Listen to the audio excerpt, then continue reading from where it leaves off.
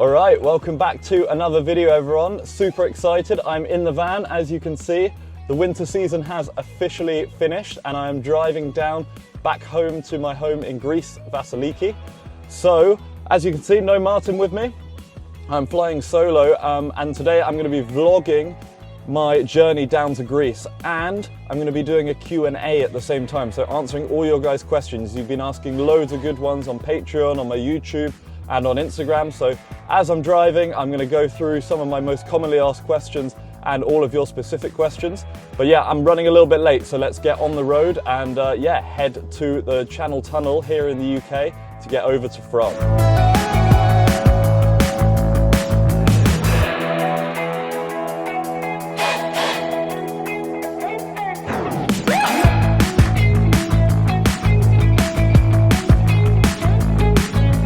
What a nice sunny English day, that's quite rare.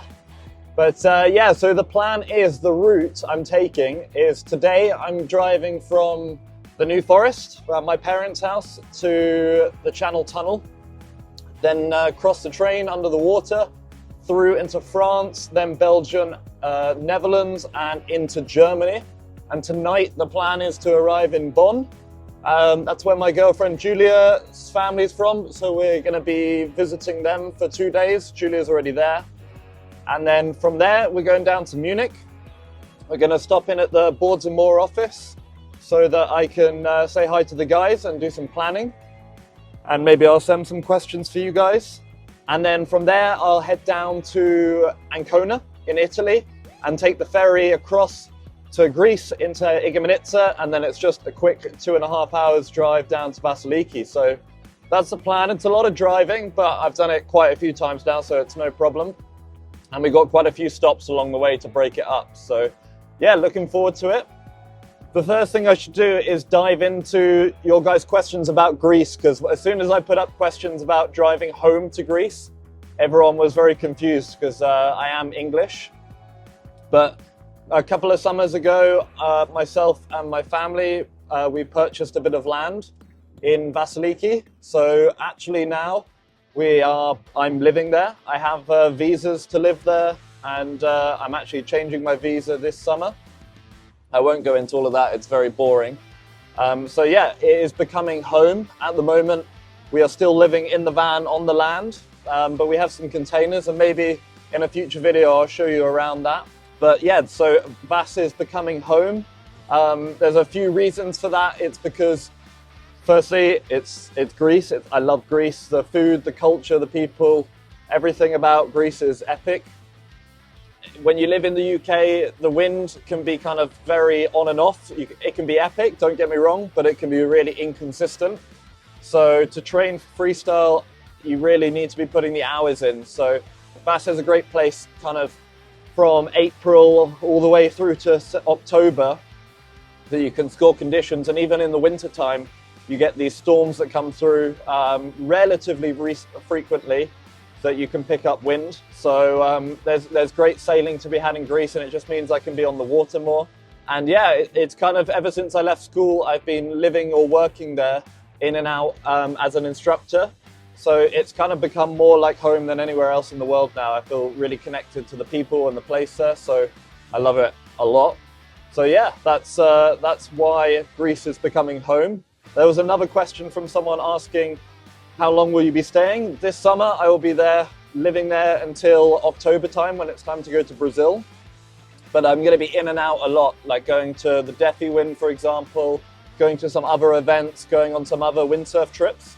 So it will be home base, but I will be in and out the whole time. And I think one other person asked if I will be there in August. Actually, I should be there from the middle of August till the end. So I'll be in the Canaries, obviously, for Fuerta at the end of July. And then hopefully heading over to Tenerife for the PWA event there to film and work for the PWA. And then I get back. I think that event finishes on the 10th of August. And then I head back to Vasiliki from there, is the plan at the moment. So if nothing changes, I will be there in the middle and end of August. So if you are planning on being there, yeah, I will see you there. So yeah, I'm going to keep driving, get to the tunnel, I'm a little bit behind schedule, and today's driving is about 8 hours. So let's see how this goes. But it's a lovely day. Everything feels good. No warning lights on the van yet. So yeah, let's do it.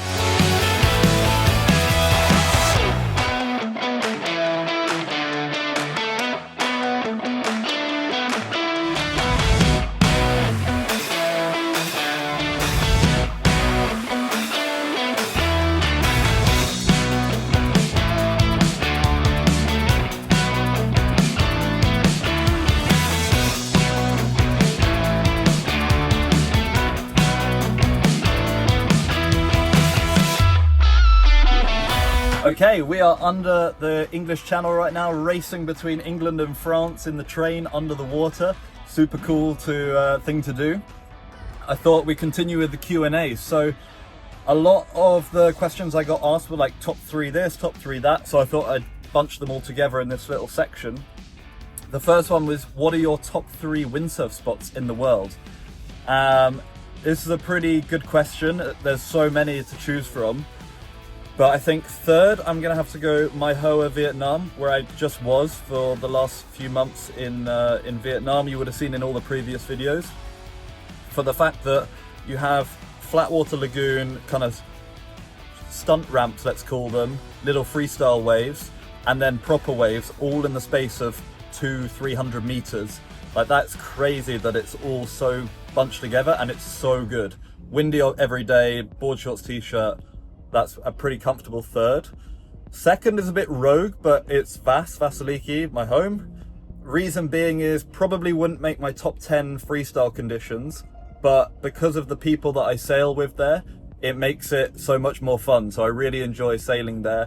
You've got great foil style, great freestyle when it's working, and there's lots of other things to do around it as well. So Vasiliki second, just for the people basically. And then first, hands down, no question, is Jerry still. I haven't found a place better. And that's Flatwater Lagoon, starboard tack jumping with the ramps, which I kind of really like, pushing freestyle into the waves. And I think that's where freestyle should be going. But I also love the fact that I can train the really flat water stuff and kind of build up the technique to take into the choppy stuff later in the year. So for me, Jerry, hands down, is the best spot in the world. And then another question I got was, who kind of inspired you as a kid growing up? And that's a great question. There's loads. I'll try and go through them quickly. When I was a kid, I got the German Surf magazine, and in it was a poster of Cowley. And I had that poster as like a crazy tweaked push loop, and it was above my bed for 5-6 years, and that kind of was something I was really looking at and inspiring me as a kid.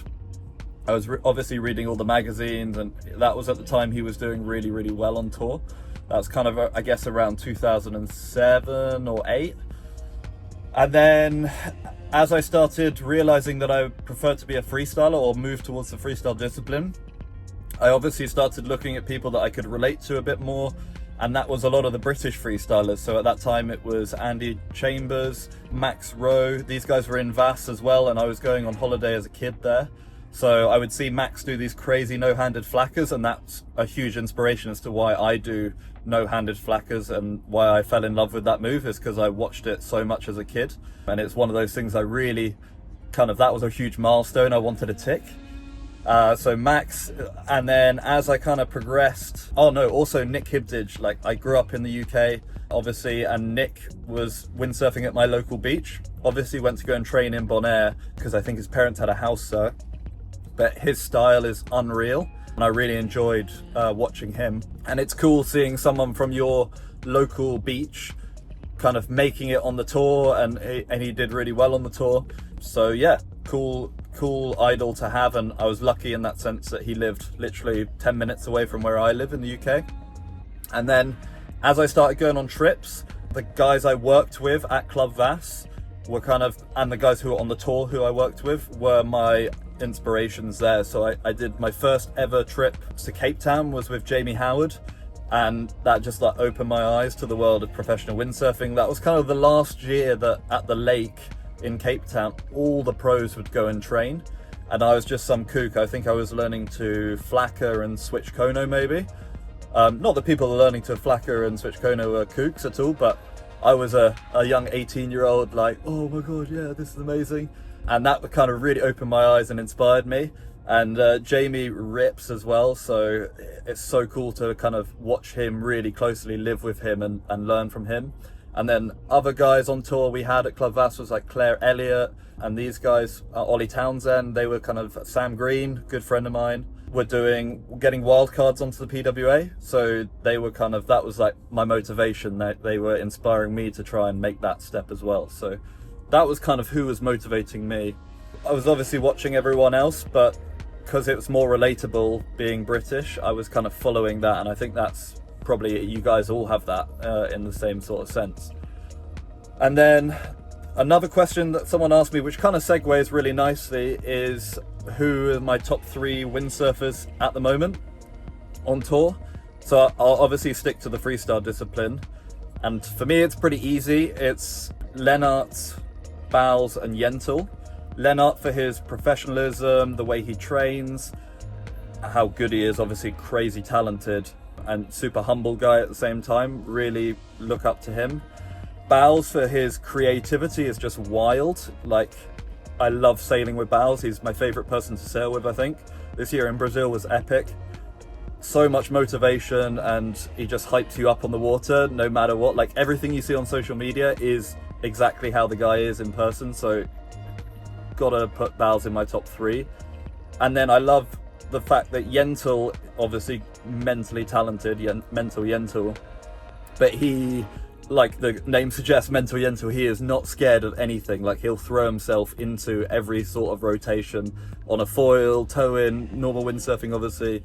So yeah, really look up to that kind of mentality that Yentl has, so I think that's really cool. And then I've got to give some honorary mentions because there's so many, but Jacopo Testa, I really idolize his style. I really try and analyze that and try and bring it into my own. It just flows, does different stuff to everyone else, which I think is really cool. And then I've got to give a shout out to the Japanese rider, Takuma Sugi. I think the fact that he's so good at freestyle, but also a top 10 wave sailor in the world, and he's now going, and he did the slalom in Fuerte last year.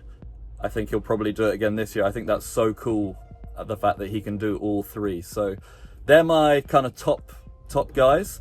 As I say that, we've literally just come out the tunnel, so I think it's time to get on the road. I think we just roll straight to Bonn, get to Germany, and then I will catch up with you there.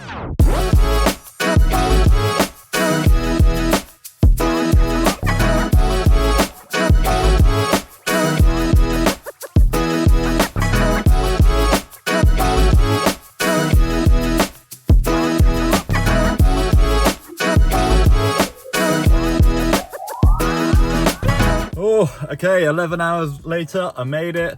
We're in Bonn. I will see you in a couple days.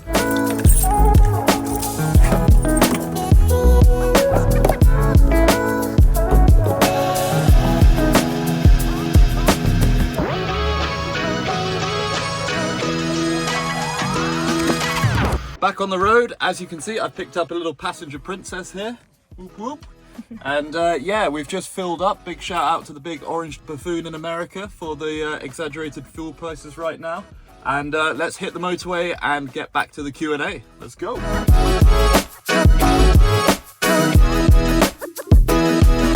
Okay, we are on our way to the Boards and More Duotone offices. Julia, is there any more questions that anyone else has got for me?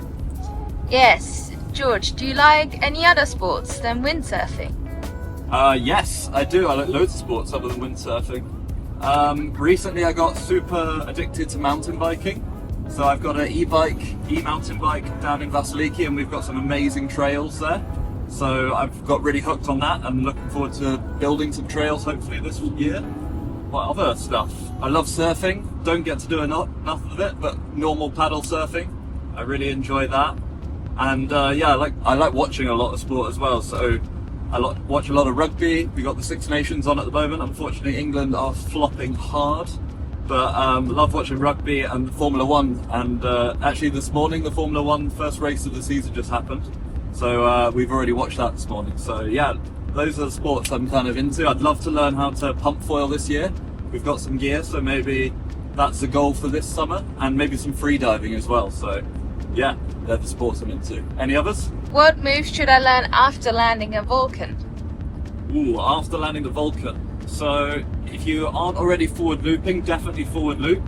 The obvious one is turn your Vulcans into Spocks, and also obviously trying it on your other side as well. Doing it both ways is really good to start with. And then other than that, maybe flackers and start to look going switch on whichever side you're most comfortable. So that's what I would learn next. So I've been windsurfing in Carpathos. What other islands would you recommend for freestyle windsurfing on the Greek islands? In the Greek islands? Oh. So I've not actually been to Carpathos myself, but I would really like to go there at some point. It looks really windy and a good crowd, a good scene of freestylers. But other than that, obviously Vasiliki, Lefkada, come and check that out. Maybe not the best conditions wise, but it's a really nice vibe and good place. Other than that, Naxos is really good. I would recommend going to Naxos. We did the event there and the conditions are really fun. And somewhere I haven't been that I also really want to go is Prasonisi, which is in the very south of Rhodes. So maybe check out that. But yeah, they would be my top suggestions, I reckon. Okay, there's another question. Go on.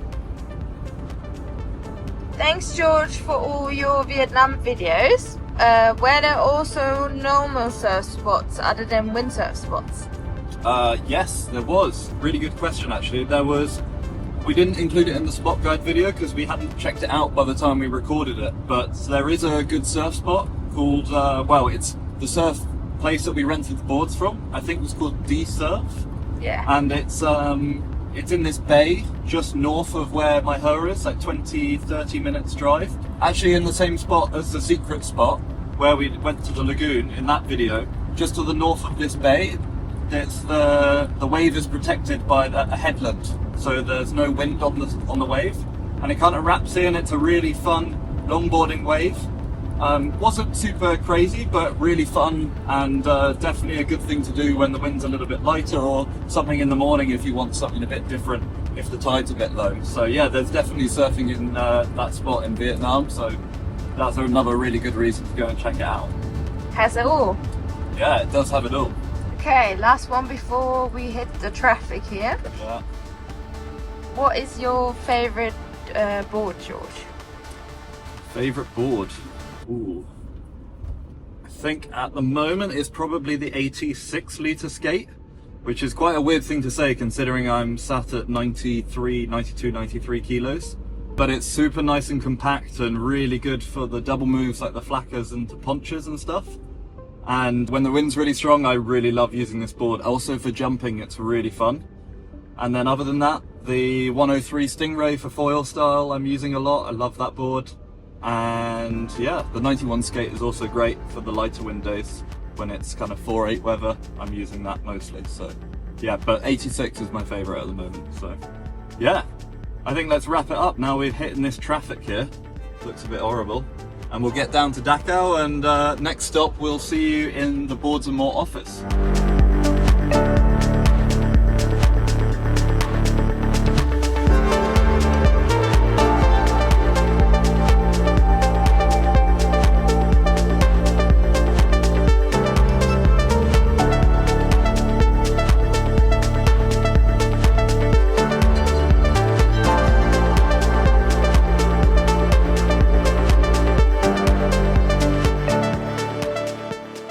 Good morning from northern Italy. Yes, I have driven a little bit further. Yesterday we spent the whole day in Munich in the Boards and More office, and it was a pretty busy day. We had meetings with the Duoto marketing team, or I did, based on the windsurfing.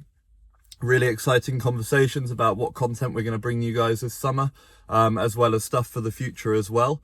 And yeah, one of the questions you guys asked was what is the R&D process like, and what is coming next for 2027, the idle and the skate. So I actually saw the new graphics for the first time yesterday in the office. I can't show you them unfortunately, but I can tell you that they're looking pretty cool. Yeah, pretty excited about that. In terms of R&D, I'm not actually super involved in the R&D. I'm trying to be a bit more involved with the foil style. and we're making some changes along with Bodhi, who's just joined the team, so stoked about that. And yeah, so I'm not super involved. From what I understand, there's not going to be any major changes, just a few tweaks to some things to make the sails a little bit better, but I can't talk too much about that as well, unfortunately.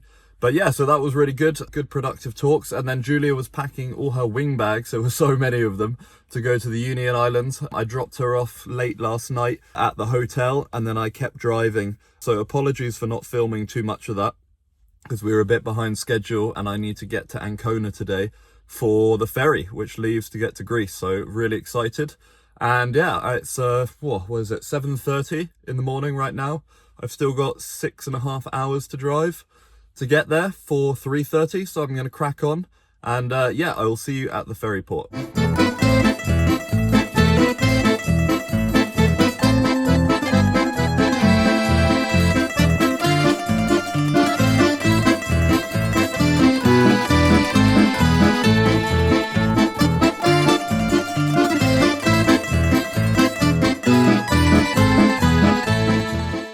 Guys, I'm in the back of the van. I'm trying to be a bit stealthy because you're not allowed to sleep in your van overnight on the ferry, but I'm gonna give it a go because I'm on the top floor where like it's open air, so it shouldn't be a problem in terms of like if something went wrong.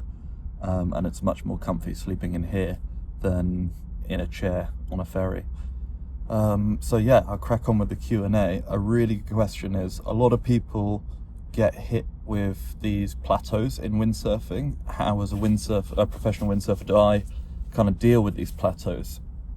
There's several different ways. It kind of depends on what I'm learning, but if I relate it to freestyle, which is the most, like my most common discipline, most of it is actually just leaving it for a bit. Like if I'm attempting a certain trick, then I will leave it for a week, go away, do some other stuff, maybe something similar that could have some skills that relate to that move, and then come back to it again. There's nothing worse than just getting frustrated over and over and doing the same mistakes and creating bad habits. So like giving it a break, going away and coming back to it later, I always find helps. If I'm really like close to something and I'm doing the same crash over and over, maybe I'll go and do a lot of video analysis, kind of get someone to film me and break it down step by step and really try and work out what I'm doing. It's obviously a privilege not everyone has, is someone to film them, but like I showed with the floating camera mount that I built, you can kind of put a camera in the water and film yourself, and that's just a really good way to analyze and break down what you're doing, your specific body movements, because if you can see what you're doing wrong, then it's much easier to correct it. So I like filming, and if that's not working, then I'll go away, leave it, and come back to it with a fresh in mind. And then another really good question was, what freestyle moves can I start trying on my free ride board? And I followed up this guy's question asking what board it was, and it was a Taboo Rocket 115. Really cool boards, used them in the center when I was coaching a lot. But yeah, there's no reason why you can't start freestyle with this. I mean, freestyle, what is freestyle is a big question, because that can be like a one-handed duck jive where you like do a hand drag. That's freestyle to me, something where you're being creative on the water, so you don't need a specific freestyle board and sail. But if you're looking to get aerial on the Taboo Rocket 115, the forward loop is definitely the place to start. I remember, I'll try and find the clip, but Tonky Fran's doing crazy planing forwards on a Taboo Rocket on glass flat water in Bonaire, so that's probably your go-to move. And now I'm thinking about it, I remember working in Club Vass and Jamie Howard shackering a Taboo Rocket 115. I wouldn't recommend doing that, but it just shows what's possible on those boards. And actually that's the video I want to make in the future, is what freestyle moves can we do on not freestyle boards, and see how far we can push that. So stay tuned for that this summer, I think. And yeah, so I would go with the forward loop. That would be my answer for this one. And then kind of relating to that, I had another good question, which was, what freestyle moves can, as an older windsurfer, I do that are least likely to hurt my knees and ankles?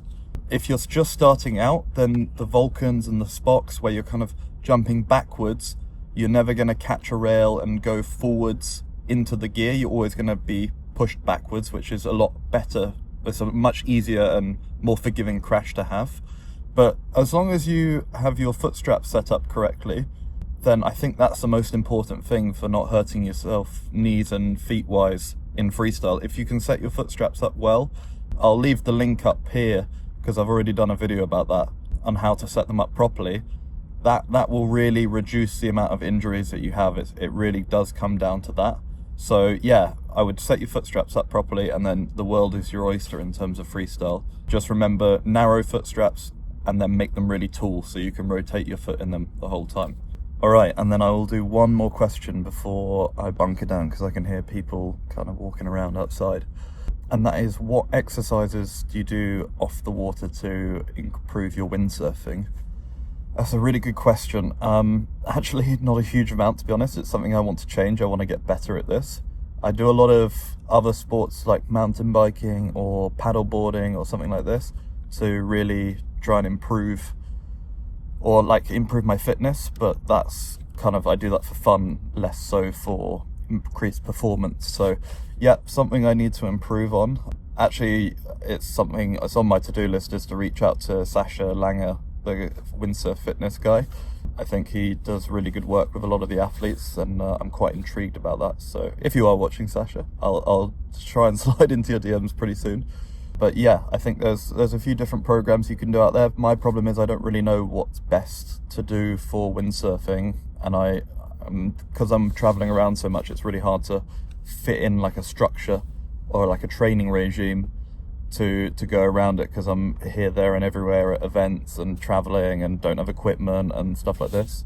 I just really struggle with it. So something to improve on. But yeah, great question. But yeah, I'm gonna bunker down for the night, guys, because it is late, and hopefully the ferry will go all smooth and I'll see you on the other side. So yeah, almost there. We're almost in Greece. Woo.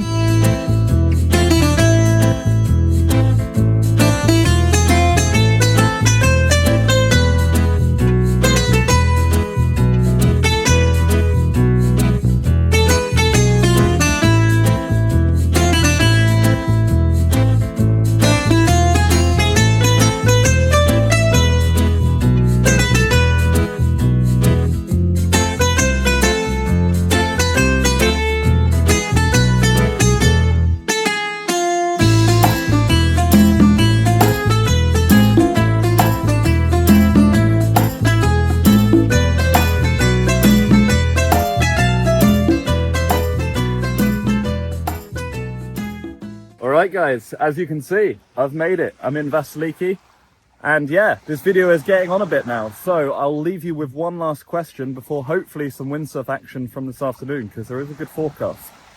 And that last question is, are you doing any coaching at the moment? And the answer is yes, I am doing some coaching. If you are in the same place as me, let me know and we can put together some sort of deal where I give you some one-to-one coaching, or if there's a group of you that want some coaching, we can do something.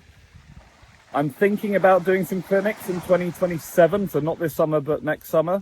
So if that's something you guys are interested in, please leave a comment below. It's really useful for me to know, and I can put them on anywhere, whether that's in Vasiliki here, or in Jerry, or Vietnam, or anywhere. So yeah, let me know, and I will hopefully do some coaching in the future. There's more tuitional series coming in the summer. We've got some planned, and Martin is on his way here at the end of April, so lots more content coming your way very soon. So yeah, that's it. I think I will wrap the video up there, guys. Thank you so much for watching this long. It's been a bit of a long one, but I hope you learned something, and if there are any more questions, again, leave them in the comments below, and I will leave you with hopefully some windsurf action from this afternoon. So yeah, see you in the next one.